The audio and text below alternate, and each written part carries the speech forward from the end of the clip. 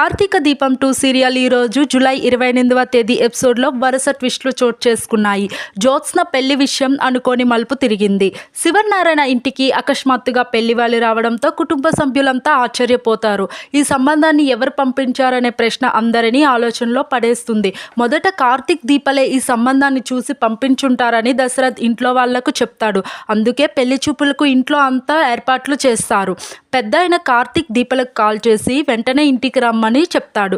పెళ్లి కొడుకు జ్యోత్స్న గురించి తెలుసుకోవాలని చెప్పడంతో సూరజ్ జ్యోత్స్న గురించి చాలా చక్కగా చెప్తాడు.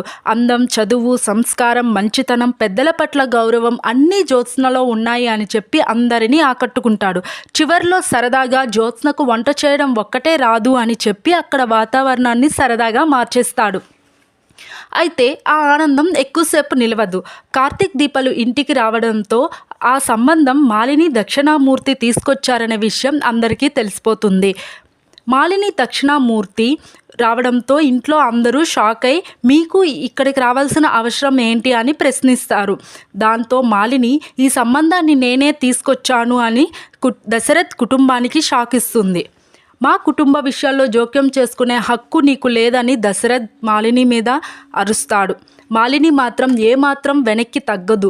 జ్యోత్స్న జీవితాన్ని అన్యాయం జరిగిందని, ఆ అన్యాయానికి కార్తీక్ దీపలే కారణమని తీవ్రంగా ఆరోపిస్తుంది. నా కూతురు గురించి మాట్లాడే హక్కు నీకు లేదని దశరథ్ మాలినిని తిడతాడు. ఇక మాలిని సుమిత్ర దశరథులతో జ్యోత్స్న నిజంగా మీ కూతురేనా అంటూ సంచలన ప్రశ్న వేస్తుంది.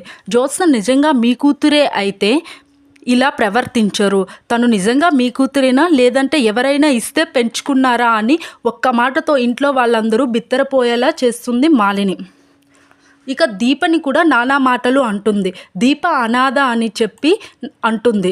దాంతో కార్తీక్ నా భార్య అనాథ కాదు, నా భార్యకు తల్లి తండ్రి అన్నీ నేనే, నా పేరే నా భార్య ఇంటి పేరు అని మాలినికి సరైన సమాధానం చెప్తాడు. ఇక మాలిని సుమిత్రని కూడా నానా మాటలు అంటుంది. దాంతో దీప సుమిత్రకు సపోర్ట్ చేసి మాట్లాడుతుంది. సుమిత్ర గురించి మాట్లాడడానికి నువ్వెవరు, నీకు ఏ హక్కు ఉందని దీపని మాలిని ప్రశ్నిస్తుంది. దాంతో దీప సుమిత్ర నా తల్లి అని నిజం అందరికీ చెప్పేస్తుంది.